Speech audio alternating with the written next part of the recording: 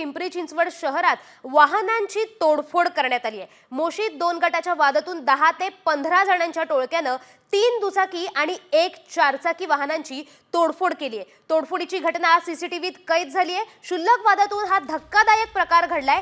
KSB चौकात काल दिवसाढवळ्या वाहनांची तोडफोड करण्यात आली आहे, तर काही तासांच्या अंतरात पुन्हा एकदा हा प्रकार घडला। कॉमस्कोर नुसार आता isakal.com आहे देशातील नंबर 1 ची मराठी न्यूज वेबसाईट। प्रत्येक अपडेटसाठी isakal.com ला नक्की भेट द्या। तर आपण पिंपरी चिंचवड मधली सीसीटीव्हीत कैद झालेली दृश्य पाहतोय। त्या ठिकाणी वाहनांची तोडफोड करण्यात आली आहे। जवळजवळ 10 ते 15 जणांच्या टोळक्यानं 3 दुचाकी आणि 1 चारचाकी वाहन याची तोडफोड केलेली आहे आणि ही तोडफोडीची घटना सीसीटीव्ही मध्ये कैद झाली आहे।